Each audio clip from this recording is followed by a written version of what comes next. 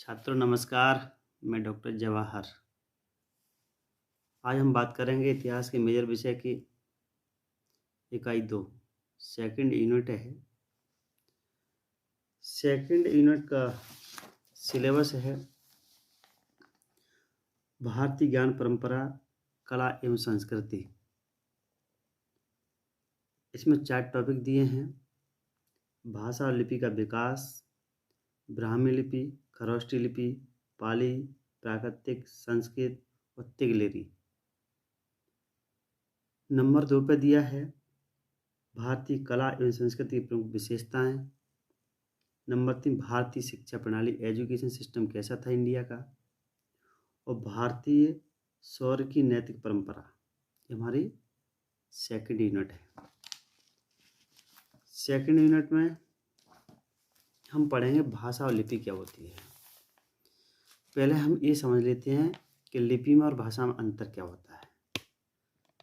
भाषा हमेशा बोली जाती है और लिपि हमेशा लिखी जाती है। जो हम भाषा बोलते हैं हिंदी, उसकी लिपि, लिखने की लिपि क्या है, वो देवनागरी लिपि है।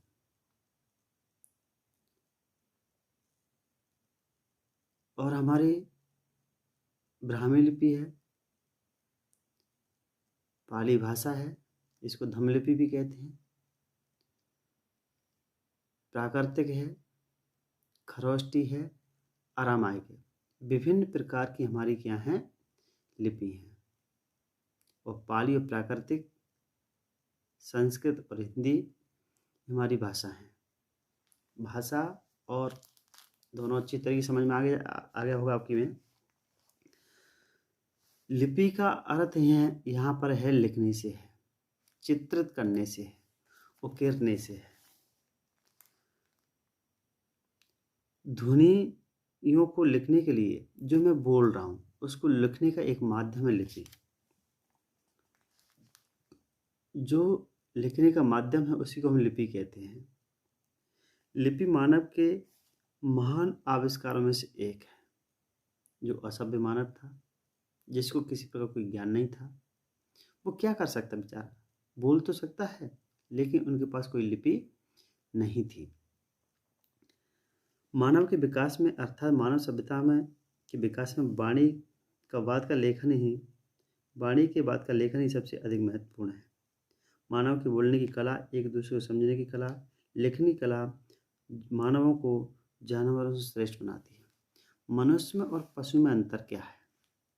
मनुष्य और पशु में अंतर यही है कि मनुष्य बोलता है, लिखता है और पढ़ता है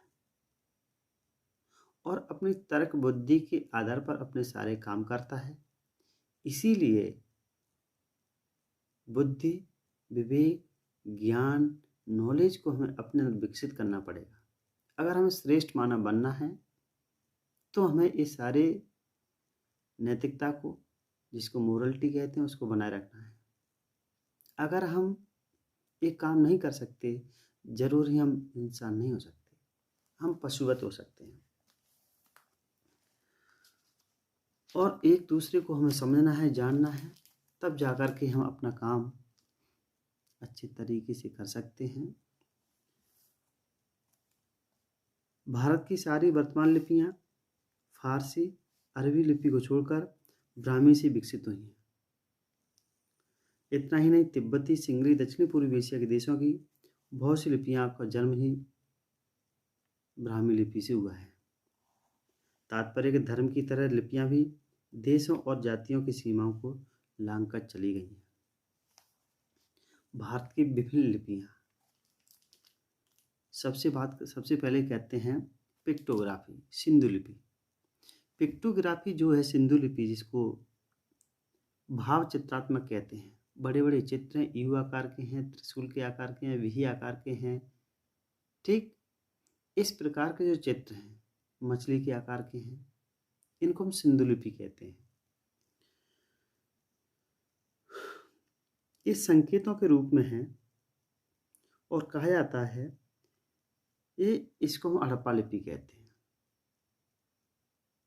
हड़प्पा लिपि कहते हैं। यह लिपि ब्राह्मी लिपि की पूर्ववर्ती लिपि है। किसकी? ब्राह्मी लिपि की पहले की लिपि है। यह लिपि बोस्टोफेडन शैली का एक उदाहरण है, क्योंकि लिपि दाएं से बाएं लिखी जाती है और बाएं से दाएं, यानी ये लिपि दाएं से बाएं, बाएं से दाएं। जैसे देवनागरी है वो हम बाएं से दाएं लिखते हैं, उर्दू दाएं से बाएं लिखते हैं। ठीक इस प्रकार की हमारी सिंधु की लिपि है। नंबर 2, ब्राह्मी लिपि। ब्राह्मी लिपि एक प्राचीन लिपि है जिसमें कई एशियाई लिपियों का विकास हुआ है।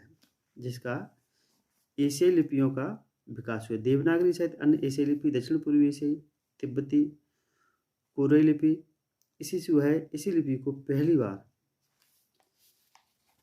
पहली बार ब्राह्मी लिपि को पढ़ने का श्रेय जेम्स प्रिंसेप को जाता है। किसको जाता है? 1837 में इस जेम्स प्रिंसेप ने पढ़ी है और पढ़ने के बाद भारत की सिंधु घाटी के इतिहास को उन्होंने बताया है। हमें इसके कई उदाहरण मिलते हैं। सम्राट अशोक के अभिलेख हैं, मौर्य काल है, उसकी जानकारी पूरी जेम्स प्रिंसेप ने दी। जेम्स प्रिंसेप से पहले किसी व्यक्ति ने इस लिपि को नहीं पढ़ा, इसलिए मौर्य वंश के बारे में, गौतम बुद्ध के बारे में बिल्कुल जानकारी नहीं थी। इसलिए सम्राट अशोक के 3री सदी ईसा पूर्व के समय की हम बात करते हैं। वो सारे महल, स्तूप का निर्माण सम्राट अशोक ने करवाया। उन सभी पे ब्राह्मी लिपि या धम्म लिपि का प्रयोग किया है। इसलिए सम्राट अशोक के 1 से लेकर 14 तक अभिलेखों को हम बड़ी मात्रा में पढ़ते हैं। ये समझते हैं कि उस समय की जो लिपि है वो वास्तव में जनसाधारण की लिपि है और सबकी समझ में आ जाती है। खरोष्टी लिपि सिंधु लिपि के बाद भारत की लिपि में से एक है। यह दाएं से बाएं लिखी जाती है। सहवाजगढ़ी मानसेरा के सम्राट अशोक के जो अभिलेख हैं वो खरोष्टी लिपि में है, यानी सम्राट अशोक ने 2 लिपियों का आविष्कार किया है, अपने अभिलेख लिख पाए हैं। एक ब्राह्मी लिपि है जिसे धम्म लिपि कहते हैं, दूसरी खरोष्टी है। इसका प्रयोग उत्तर पश्चिमी भारत की गांधार संस्कृति में किया जाता है, इसलिए गांधारी लिपि भी कहते हैं। इस लिपि को उदाहरण पत्थर शिल्पों, धातु निर्मित पत्रों, भाड़े बर्तन, सिक्कों, मूर्तियां, भोजपत्रों पर उपलब्ध हैं। खरोष्टी के प्राचीन लेख तक्षशिला के 4 आसपास मिले हैं और इसका मुख्य क्षेत्र भारत और पूर्वी अफगानिस्तान में रहा है। गुप्त लिपि है। इस लिपि को ब्राह्मी लिपि बोला जाता है। गुप्त काल में संस्कृत लिखने के लिए प्रयोग की जाती थी। देवनागरी, गुरुमुखी, तिब्बती, बंगाली, असमिया लिपि का इस समय ही इसका उद्भव हुआ है। गुप्त लिपि यानी उसका ट्रांसफर रूप है, थोड़ा सा बना हुआ रूप। यह पश्चिमी ब्राह्मी लिपि में यानी शारदा लिपि 9वीं शताब्दी में उत्पन्न हुई तथा इसका प्रयोग भारतीय उपमहाद्वीप में उत्तरी पश्चिमी भाग में हुआ। नागरी लिपि की तरह शारदा लिपि भी कुटिल लिपि से निकली है और शारदा लिपि का सबसे पहला लेख सरहा, चंपा, हिमाचल प्रदेश से मिला है। उसका समय 10वीं शताब्दी के आसपास। कश्मीरी, गुरुमुखी, पंजाबी लिखने के लिए प्रयोग किया था लिपि में विकसित हुआ है। जो गुरुमुखी भाषा है उसको भी हम देखते हैं, वो शारदा लिपि है। नागरी लिपि देवनागरी, नंदी नागरी आदि लिपियों का विकास हुआ है। पहले से प्राकृतिक संस्कृत भाषा में लिखने का प्रयोग किया जाता था।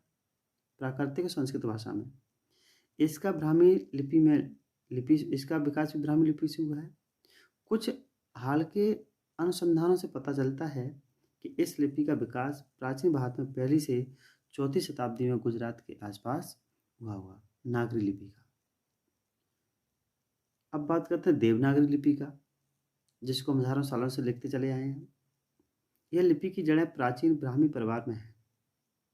संस्कृत, पाली, हिंदी, मराठी, कोंकणी, सिंधी, कश्मीरी, डोगरी, खस, नेपाली भाषा आदि तमाड़ भाषा, गढ़वाली, बोडो, अंका, मराही, मगही, भोजपुरी, मैथिली, संथाली आदि भाषाएं देवनागरी लिपि से ही भारत में जितनी जो भाषा हैं वो सब देवनागरी लिपि से ही निकली है।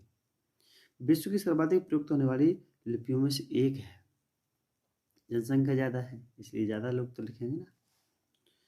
कलिंग युद्ध, कलिंग लिपि जिसको कहते हैं, 7वीं से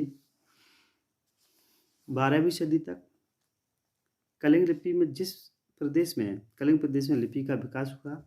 कलिंग लिपि बोला जाता है। कलिंग उड़ीसा का प्राचीन नाम है, जिसको हम कलिंगा कहते हैं, उड़ीसा का प्राचीन नाम है। इस लिपि का उपयोग उड़ीसा के प्राचीन रूप में लिखने के लिए किया जाता था। इस लिपि में 3 श्रेणियाँ देखने को मिलती हैं। शुरुआती दौर लेखों में मध्यदेशी, दक्षिणी देखने को मिलती हैं। अक्षरों के सिरों पर ठोस चौखटें दिखाई देती हैं। आरंभिक अक्षर समकोणी हैं, लेकिन बाद में कन्नड़ तेलुगु लिपियों के प्रभाव के अंतर्गत अक्षर गोलाकार हो गए हैं। 11वीं सदी में अभिलेख नागरी लिपि के हैं। नलवंश का राजा अभिलेख मिलता है पोड़ागढ़ का, आंध्र प्रदेश में। इसके अक्षरों के सिरे पर वर्गाकार है। नलवंश का एकमात्र उपलब्ध शिलालेख है।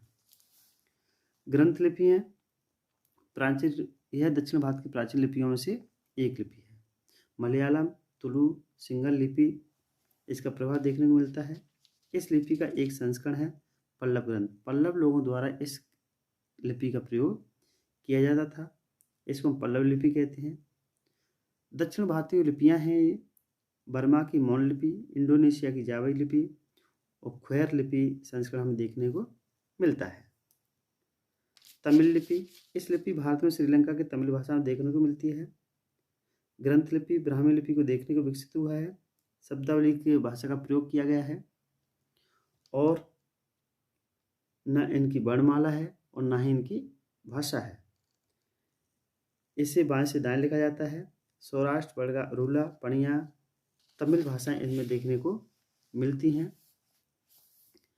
हम जानते हैं कि मानव की देन है। लिपियां जो हैं किसकी देन है? मानव की देन है।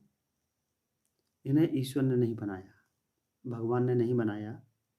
प्राचीन काल में किसी पुरातन कुछ जटिल वस्तुओं को रहस्यमय बनाए रखने के लिए उस समय ईश्वर किसी देवता की मोहर लगा दी जाती थी। मनुष्य बनाते ईश्वर की मोहर लगाते थे। किंतु आज हम जानते हैं कि लेखन कला किसी ऊपर वाले की देन नहीं है, बल्कि यह मानव की ही बौद्धिक कृति है। कुछ प्राचीन लेखों के अनुसार भारतीय लिपि ब्राह्मी लिपि से विकसित हुई है। उसके 3 प्रमुख प्रकार हैं। देवनागरी, उत्तरी और पश्चिमी भारत जैसे हिंदू, गुजराती, बंगाली, मराठी, डोगरी, पंजाबी आदि भाषाओं का आधार क्या है? देवनागरी लिपि है। द्रविड़, तेलुगु, कन्नड़ का आधार है। ग्रंथ लिपि तमिल, मलयालम जैसे द्रविड़ भाषा का उपखंड है, लेकिन यह उपयुक्त दोनों जैसी एक महत्वपूर्ण है। तो लिपियों से संबंधित जो भी हमारा क्वेश्चन है इसमें से तैयार हो जाएगा। अब है विशेषताएं। किसकी विशेषता है? भाषा, कला, संस्कृति की प्रमुख विशेषताएं। भाषा, कला, लिपि और संस्कृति की विशेषताएं क्या है? भारतीय आर्य भाषा का जो जन्म है 1500 से ईसा पूर्व से 20वीं शताब्दी को फैला है, 20वीं शताब्दी तक फैला है। जैसे हिंद ईरानी भाषा की उपशाखा, इसको 3 कालों में विभाजित किया गया है। यानी हम लौकिक की, वैदिक लौकिक की बात करते हैं, संस्कृत भाषा की बात करते हैं, तो 1500 ईसा पूर्व से लेकर के 21 यानी 3500 साल का हम 3500 साल का हम समय लेते हैं। प्राचीन भारतीय आर्य भाषा और काल, इस समय 1500 ईसा पूर्व से 5000 ईसा पूर्व तक माना जाता है।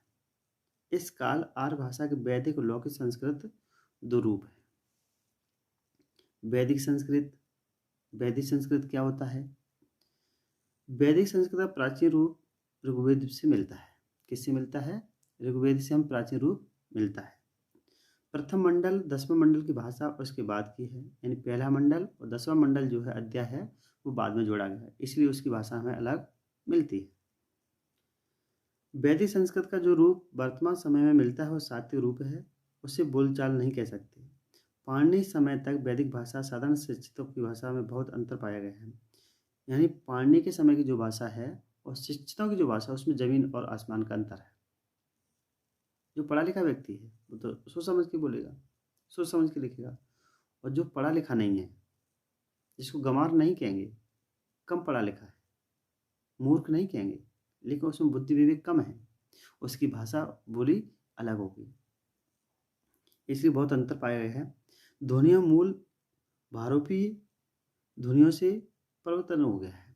भारोपीय भारत और यूरोप की भाषा, इंडो ग्रीक भाषा जिसको कहते हैं, इंडो यूरोपियन, तो आपस में बहुत अंतर पाया जाता है। इसलिए विभिन्न शब्दों को इसमें जोड़ा गया है, बताया गया है वर्णों को।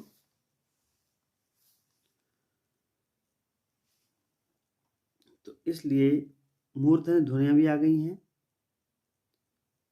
वैदिक संस्कृत की, और भारतीय जो भाषा उसमें जमीन आसमान का अंतर हमें देखने को मिलता है।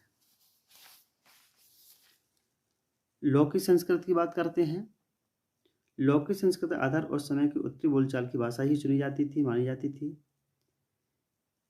ईसा पूर्व 8वीं शताब्दी तक इसका प्रयोग करते थे, और पाणिनि 5वीं शताब्दी के लगभग व्याकरण करके संस्कृत नाम दिया।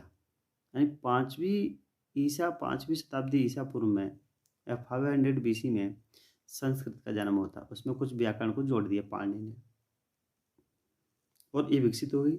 लौकिक विकसित संस्कृत के लिए कात्यायन ने वार्तिक की रचना की, साहित्य भाषा राष्ट्रभाषा का दर्जा दिया, और इसलिए आधुनिक भाषा संस्कृत का ही ऋणी है।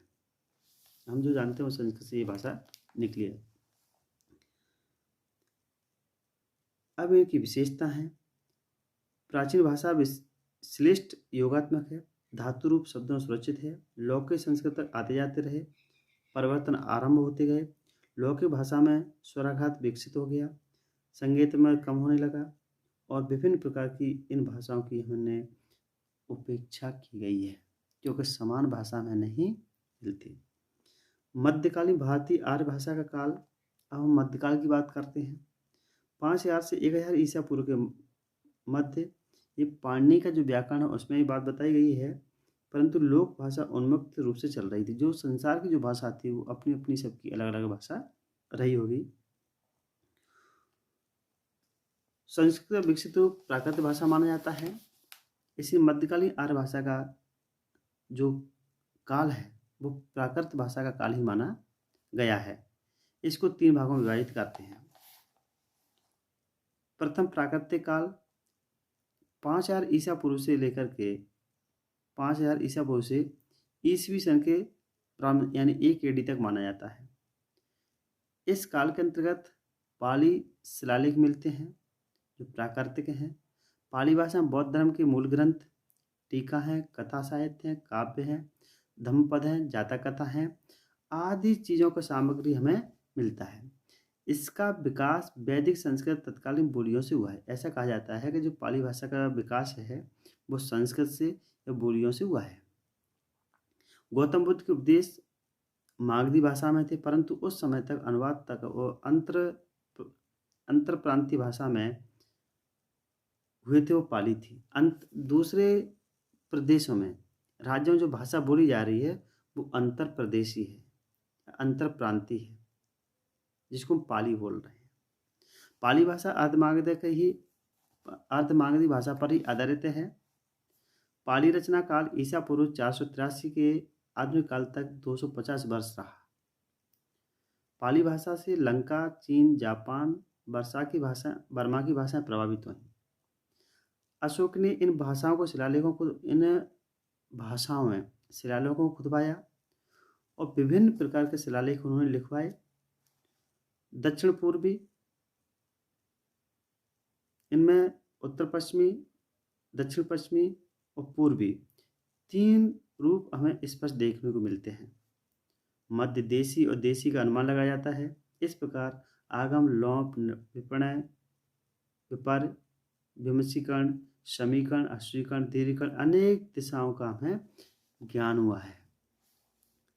द्वितीय प्राकृतिक काल जो माना जाता है ईस्वी से प्रारंभ होकर के 500 ईस्वी तक, 500 वर्ष का समय है। यह प्राकृतों का युग था। प्राकृत भाषा की उत्पत्ति वेदों संस्कृतकालीन जनभाषा से विकसित हुई है। इनका प्राचीन रूप शिलालेखों में मिलता है। इस काल में स्वरसैनी, मागधी, अर्धमागधी, पशुमती 4 प्राकृतिक भाषाएं देखने को मिलती हैं। वैसे 20 नाम देखने को मिलते हैं। स्वरसैनी ये मध्य देश की भाषा है। मथुरा या सूरसैन के आसपास बोली जाने वाली, यानी उत्तर प्रदेश में। संस्कृत का छ का विकास अदक्खा और ख से हुआ है। 2 स्वरों से मध्य आने वाला ता द हो गया है। जैसे गच्छति का गच्छति, यह संस्कृत की ओर झुक गई है। मागधी भाषा यह अवध की भाषा, अवध जनपद की भाषा है, मगध जनपद की भाषा है। इस भाषा को स्वरसैनी वरुचि ने निकाला था। लंका में पाली भाषा का ही मागधी कहते थे। लंका में पाली भाषा को क्या कह रहे हैं? मागधी भाषा बोलते हैं।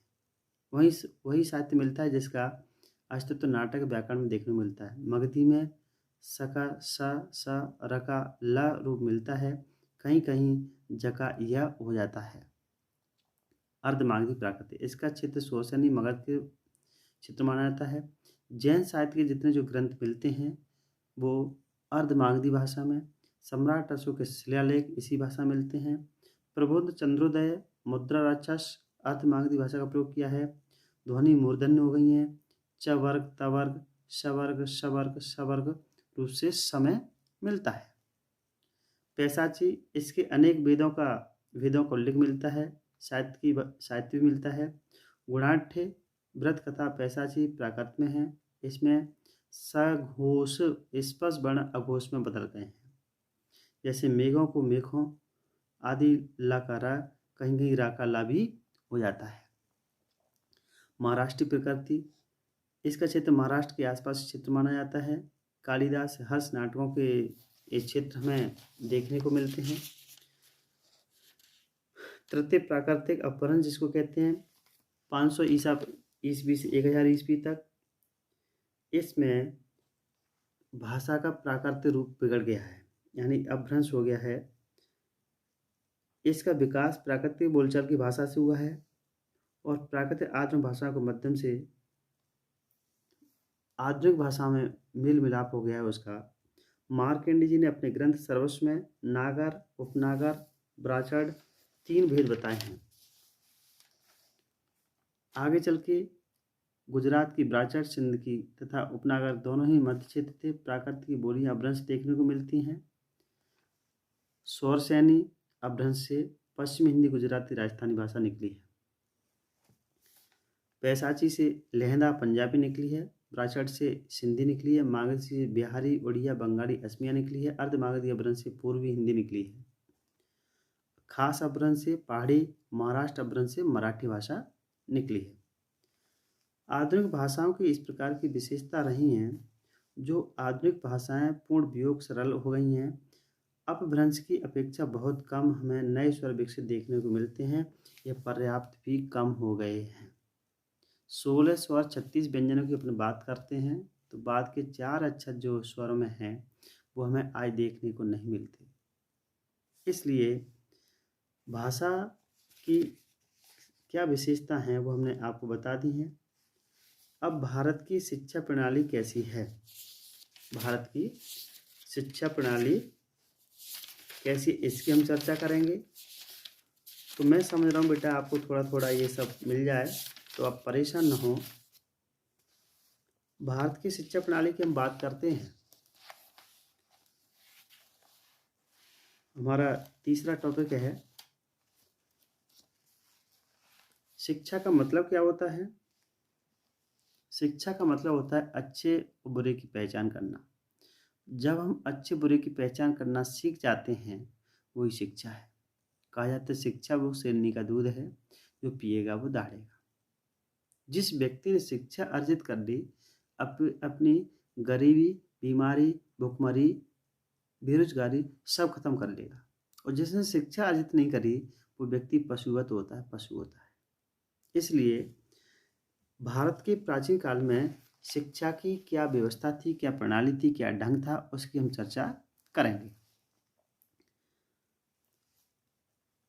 मानव का जो मस्तिष्क होता है, मानव का जो दिमाग होता है, उन मानव के दिमाग को चेंज करने में शिक्षा का योगदान होता है। शिक्षा हमेशा कर्म से, ज्ञान से, संज्ञान से, विज्ञान से, अध्यात्म से, समाज से, राजनीति से, धर्म से, अर्थ से जुड़ी होती है। और इसका हम चिंतन मनन करते हैं। जब चिंतन मनन करते हैं तो जरूर हमें प्रेरणा मिलती है। जब प्रेरणा मिलती है तो शिक्षा मिलती है। प्रेरणा का मतलब शिक्षा होता है, शिक्षा मतलब प्रेरणा होता है।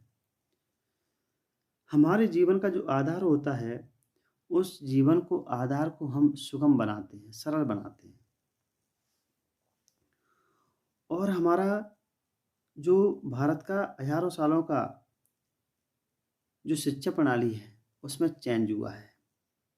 भारत का विशाल वैदिक साहित्य सुरक्षित नहीं रहा, बल्कि प्रत्येक युग में दर्शन है, न्याय है, गणित है, ज्योतिष है, वैदिक रसायन है, विविध रसायन शास्त्रों के मौलिक विचारकों विद्वान उत्पन्न हुए हैं, जो हमारे देश का मस्तिष्क का आज गौरव उत्पन्न हुए हैं। छात्रों, आज भी राज्य द्वारा प्राथमिक शिक्षा फ्री में मिलती है, निःशुल्क मिलती है, उस समय भी मिलती थी। शिक्षा तो एक ऐसा धन है जो हमें सरल और सुंदर बनाती है। शिक्षा को जितना बांटेंगे उतना ही फायदा होता है, लाभ होता है। वैदिक काल में हमें अनेक ऐसे उदाहरण मिलते हैं जो गुरु के द्वारा छात्रों को शिक्षा दी जाती थी और चांटिंग विधि होती थी। चांटिंग विधि का मतलब होता है गुरुकुल में छात्रों को बिठा करके पढ़ाया जाता था और उनको रटाया जाता।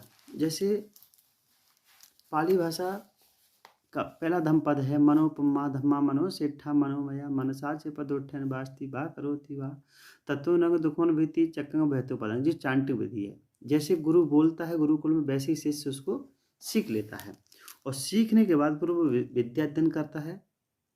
विद्या अध्ययन करता फिर अगली पीढ़ी को भी शिक्षा देने का काम करता है। छांदोग्य बृहदारण्यक उपनिषद में इस बात का उल्लेख किया गया है कि ब्राह्मण अपने बालकों को घर पर ही शिक्षा देते थे और बहुत से अपने गुरु के घर जाकर विद्या अध्ययन कराते थे।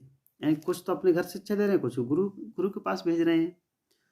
वैदिक शिक्षा का इतना अधिक प्रसार था, छंदोग्य उपनिषद में अश्वपति केकई कहते हैं कि मेरे साम्राज्य में अशिक्षित व्यक्ति कोई नहीं है। मेरे साम्राज्य में एक ही व्यक्ति अशिक्षित नहीं है। आर्यों में उपनयन संस्कार के पश्चात शिक्षा अनिवार्य थी। इससे साक्षरता का अत्यधिक प्रसार हुआ होगा। 100% व्यक्ति साक्षर रहे होंगे।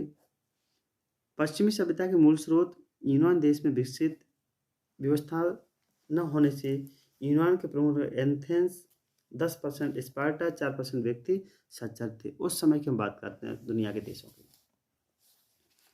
बौद्ध युग की बात करते हैं। शिक्षा प्रसार बौद्ध युग में बहुत जोर शोर पर हुआ था।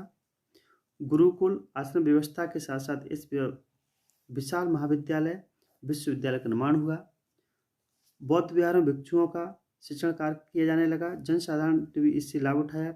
ब्राह्मणों के घर, जैन साधुओं का स्थान छोटे छोटे शिक्षा केंद्रों में होने लगा।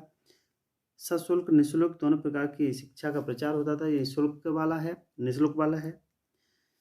और चीन, जापान, अन्य पूर्वी देशों के विद्यार्थी यहाँ अध्ययन करने के लिए आते थे। प्राचीन शिक्षा पद्धति की विशेषता है। प्राचीन शिक्षा में 4 प्रकार के उद्देश्य थे। प्रथम उद्देश्य चरित्र निर्माण है। ब्रह्मचर्य अवस्था में शिक्षा का द्वारा चरित्र इतना सुंदर आदरमय हो जाता था जिससे मेगास्थनी, मार्को पोलो, वेन्सांग आदि विदेशी यात्रियों ने मुक्त कंठ से इसकी प्रशंसा की है। दूसरा उद्देश्य मनुष्य के विदेशी यात्रियों के व्यक्तिगत सर्वांगीण विकास, यानी दूसरा उद्देश्य था शिक्षा का मनुष्य का सर्वांगीण विकास करना। ये जो विद्यार्थी गुरुकुलों में, तपोवनों में, उनकी कुटिया में रह कर के अध्ययन करते थे, कालांतर विद्यालय, विश्वविद्यालय आचार्य के शिक्षण में शारीरिक और मानसिक शक्तियों का विकास हुआ, मौलिक भावना की प्रवृत्ति को प्रतिस्फुटित हुआ। तीसरा उद्देश्य था विद्यार्थियों में उत्तरदायित्व कर्तव्य की भावना को जागृत करना। समाज में, परिवार में उनके कर्तव्य क्या हैं, उनके अधिकार क्या हैं, ये भी शिक्षा का एक आधार था। और स्नातक लोक कल्याण के लिए अपना सर्वस्व निछावर कर देना। कुछ शिक्षा ऐसी दी जाती थी जिससे छात्र अपना जीवन समाज के लिए समर्पित कर देता था और आगे चल के राजनीतिक शिक्षा, युद्ध की शिक्षा, समाज की शिक्षा, धार्मिक शिक्षा दी जाती थी। ये उनका आधार था कि कैसे भी करके हमारा आने वाली पीढ़ी के लिए इन शिक्षा को हम देंगे, जरूर हमारा समाज अच्छा होगा, नैतिकवान होगा, चरित्रवान होगा, बुद्धिमान होगा और इसी के साथ में ब्रह्मचर्य का पालन करने वाला भी होगा। उच्च आदर्शों को बनाए रखना होगा और सादा जीवन भी रखना होगा। अपने अंदर धार्मिक भावना विकसित करें, आध्यात्मिक भावना विकसित करें, जैसे समाज का, देश का कल्याण हो, ऐसी शिक्षाओं भी दी जाती थी। उच्च विचार की बात करते हैं, समानता, स्वतंत्र, बंधुत्व, न्याय की शिक्षा दी जाती थी, नैतिकवान की शिक्षा दी जाती थी। और इस प्रकार से विद्यार्थियों के उपनयन संस्कार भी होते थे। उपनयन संस्कार ब्राह्मण, क्षत्रिय, वैश्य तीनों में होते थे, शूद्रों के लिए नहीं था। मनुस्मृति के अनुसार इस संस्कार को न करने पर समाज मनुष्य पतित, बहिष्कृत माना जाता था। अगर ब्राह्मण का बेटा, क्षत्रिय का बेटा उपनयन संस्कार न करे तो उसको पतित, कमजोर माना जाता था और उसके जीवन के 25 जो वर्ष थे ब्रह्मचर्य के लिए थे। इस काल में मनुष्य यानी छात्र पूरी तरीके से विद्या अर्जित करेगा। विद्या अर्जित करने के बाद फिर वो लौट के समाज में आएगा और उसको ब्रह्मचर्य का पूरा पालन करना पड़ेगा। 8 वर्ष की अवस्था में उसको उपनयन संस्कार होता था। वहाँ पर जाकर गुरु के पास जाकर के अनुशासन में रहना होगा। जो भी उसने शिक्षा दी है उनको ग्रहण करना होगा और उसका जीवन आमद प्रबंध संचय दूर सदाचार से भर जाएगा। उसको ये पालन करना पड़ेगा। विद्यार्थी 2 प्रकार के होते थे। एक निरंतर जो गुरु के पास रह सकते थे, दूसरे विद्यार्थी अपने घर लौट करके शादी ब्याह करते थे, अपने घर परिवार को देखते थे। इस तरीके से ये शिक्षा की प्रणाली थी। गुरुकुल प्रणाली की बात करते हैं। गुरु वहाँ हर प्रकार के शिक्षा देते थे। उच्च शिक्षा के लिए गुरुकुलों में भेजा जाता था। आश्रम नगरों में कोलाहल यानी जो उनके स्कूल और जो गुरुकुल होते थे वो जंगल में होते थे, शहर से दूर एकांत निवास में होते थे, जिससे गुरु अपने शिष्य को अच्छे तरीके से एकाग्रचित्त होकर के ज्ञान दे सके, समझा सके और बता सके, उनके सर्वांगीण विकास कर सके। शिक्षा की व्यवस्था 2 प्रकार की थी। अगर कोई निर्धन व्यक्ति है, कमजोर है, गरीब ऐसा है, वो फीस देने में असमर्थ है, उनको फ्री शिक्षा दी जाती थी। राजा महाराजा के बेटे हैं, उनको शिक्षा दी जाती थी लेकिन फीस ली जाती थी। इसलिए इस प्रकार की शिक्षा वहाँ विकसित थी। शिक्षा की अवधि विभिन्न प्रकार की है। 12 वर्ष तक शिक्षा दी जाती थी, कभी कभी जीवन भर शिक्षा दी जाती थी, कुछ लोग वहीं रहते थे। अध्ययन के विषय युद्ध विद्या है, धनुर्विद्या है और राजनीति की विद्या है, क्षत्रियों को दी जाती थी। आत्म परमात्मा ज्ञान, पुनर्जन्म क्या है, ये ब्राह्मणों के बच्चों को दी जाती थी और वैश्यों के बच्चों को कृषि, वाणिज्य और इस प्रकार की शिक्षा दी जाती थी और शूद्रों के बच्चों को हस्तकला की शिक्षा दी जाती थी। श्रम विभाजन की बात करते हैं। साधारण बालक को श्रेष्ठ सच्चरित्र सांस्कृतिक कार्यों बनाने की शिक्षा दी जाती थी। जातियों कथाओं की हम बात करते हैं तो वहाँ सभी जातियों के लोगों को शिक्षा दी जाती थी। ब्राह्मण, क्षत्रिय, वैश्य भाव के 3 युवक तीनों वेदों में 18 शिल्पों का अध्ययन करते थे। शिल्पों में धनुर्विद्या है, सर्प विद्या है, जादू है, गणित है, कृषि है, पशुपालन है, वाणिज्य सम्मिलित थे। इस युग में धर्म, दर्शन, साहित्य, ज्योतिष, धर्मशास्त्र, चिकित्सा, मूर्त भवन, पोत निर्माण, प्रसारण प्रगति हुई, अतः इनका अध्ययन भी किया जाता था। वेदों यज्ञों की महत्ता को कम हो जाने से वेदों और वैदिक साहित्य का अध्ययन कम हो गया, परंतु न विकसित विषय जैसे व्याकरण है, पुराण है, न्याय है, दर्शन है, धर्मशास्त्र है, स्मृति है, तर्कशास्त्र है, वैदिक साहित्य है, काव्य है, कोश, फलित, गणित, इस सब प्रकार की शिक्षाओं पर बल दिया गया। और इसके बाद दिन प्रतिदिन लौकिक विषयों का भी महत्व बढ़ता चला गया और आगे चल के लकड़ी और पत्थर पर खुदाई करके शिल्प कला भी दी जाने लगी। अजंता की गुफाएं, बाघ की गुफाएं, एलिफेंटा, महाबलीपुरम, राजगृह, अन्य स्थानों कलात्मक अवशेष, प्राचीन ग्रंथ देखने को मिलते हैं। विभिन्न शिल्पकारों की शिक्षा दी जाती थी। ललित कला, योद्धा, पुरोहित, वेदांती, सेवक, परसाई, व्यवसायी आदि शिल्पी, इस प्रकार की शिक्षा उस समय दी जाती थी। और उसी के साथ साथ में पाठ्य सामग्री मौखिक होती थी, दोहराना पड़ता था, जिसको हम चांटिंग विधि कहते हैं। कालांतर में यह विषयों को अच्छे तरीके से बच्चा स्टूडेंट निपुण हो जाता और आगे चल के रटने पर जोर दिया गया। शोध कार्य, विभिन्न क्षेत्रों को लेकर के शोध कार्य करवाया जाता था, जिससे लड़का स्टूडेंट अच्छे तरीके से किसी एक विषय पर अपना शोध कर सके। काव्य, नाटक, साहित्य, वेदांत, भाषा, तर्कशास्त्र, धर्मशास्त्र, राजनीति विज्ञान, ज्योतिष, गणित, युद्ध विद्या, चिकित्सा आदि क्षेत्रों पर विज्ञान और शोध किया गया था। परीक्षा की अवधि, प्राचीन भारत में शिक्षा समाप्ति के उपरांत न तो किसी प्रकार की परीक्षाएं होती थी और न ही कोई विद्यार्थियों को प्रमाण पत्र उपाधियां दी जाती थी। कितनी अच्छी बात थी उसमें। कोई सर्टिफिकेट नहीं मिलता था, कोई डिग्री नहीं मिलती थी, ठीक। और प्रतिदिन गुरु की मौखिक परीक्षा ली जाती थी। गुरु प्रतिदिन नया पाठ पढ़ाने के लिए वो तैयार होते थे। इस प्रकार की उस समय शिक्षा प्रणाली प्रचलित थी। गुरु जो बात बोल देता वो सारी बातों को वो पालन करते थे। स्त्री शिक्षा की बात करते हैं। समान स्त्रियों को शिक्षा प्राप्त करने का पूर्ण अधिकार था। वैदिकों में सभी प्रकार की शिक्षा दी जाती थी। स्त्रियों में इतनी अधिक संख्या विदुषी महिलाएं थी।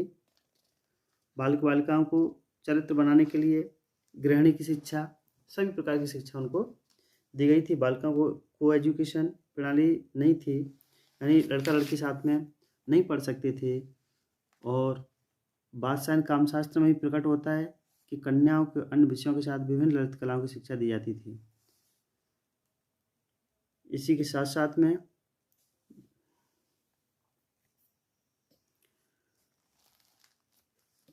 विभिन्न शिक्षण संस्थाएं थी, यूनिवर्सिटी, विश्वविद्यालय थे। इनमें बौद्ध युग में इन विश्वविद्यालयों का उद्घाटन किया गया। बताया गया कि बौद्ध विहार इनका प्रथम स्वरूप था। इसमें बौद्ध धर्म के भिक्षु और भिक्षुणी अध्ययन करते थे और बाहर से विदेशों से भी लोग आते थे। नालंदा विक्रमशिला विश्वविद्यालय इसी समय नींव पड़ी थी। 9वीं 10वीं शताब्दी में हिंदू मंदिरों ने भी इसमें शिक्षण कार्य का बौद्ध विहारों से सीखा कि हमें भी ये काम करना है। प्रमुख विशाल राजधानियाँ, प्रमुख तीर्थ स्थल, बुद्ध विहार, अग्रहा ग्राम, अनेक प्रकार के राजा स्वयं अपने अपने बेटों को इसमें शिक्षा प्राप्त कराने के लिए भेजते थे। और अन्य अन्य देशों से लोग यहाँ आकर के शिक्षा अध्ययन करते थे। कन्नौज, मिथिला, धारा, उज्जैन, तक्षशिला, पैठन, कल्याणी आदि ऐसी शिक्षा के केंद्र थे जहाँ प्राचीनतम बौद्ध विद्वान शिक्षा देते थे। बनारस है, कांची है, नासिक है, उज्जैनी विद्वान इन यहाँ व्याकरण का पाठ पढ़ाए जाते थे। बनारस में काशी शिक्षा उच्च केंद्र रहा और पंडितों से साहित्य वाद विवाद होता था। काशी पंडितों की बात निर्णय अंतिम मानी जाती थी। उज्जैन तो हिंदू ज्योतिष विद्या की एक शिक्षा केंद्र माना ही गया था। निष्कर्ष में कहें तो शिक्षा का मतलब ही हमारे आचरण को सुधारना होता है। शिक्षा हमें इंसान बनाती है, श्रेष्ठ बनाती है। जिस व्यक्ति के अंदर नैतिकता है, ईमानदारी है, सत्यता है, चोरी, हिंसा, व्यभिचार नहीं करता, झूठ नहीं बोलता, नशा नहीं करता, वो शिक्षा युक्त है। इसलिए हमें अपने घर, परिवार, देश, समाज को शिक्षा युक्त बनाना है। सामाजिक, आर्थिक, राजनीतिक, धार्मिक, सांस्कृतिक, शैक्षणिक सभी प्रकार की शिक्षा में अर्जित करना है, तब जाकर के हम श्रेष्ठ आचार्य बन सकते हैं। छात्रों, इसमें हमारे 2 क्वेश्चन हैं, 2 टॉपिक कंप्लीट हुए हैं और अगला क्वेश्चन मैं तैयार करूँगा आपके लिए। तो इस वीडियो को आप ध्यान से देखें, सुनें, जिससे आपका ये 2 टॉपिक यानी सेकंड यूनिट कंप्लीट हो जाएगी। आपसे गुजारिश है, निवेदन है कि इस वीडियो को सब्सक्राइब करें, शेयर करें, कमेंट करें, लाइक करें और बेल आइकन दबाना न भूलें। धन्यवाद।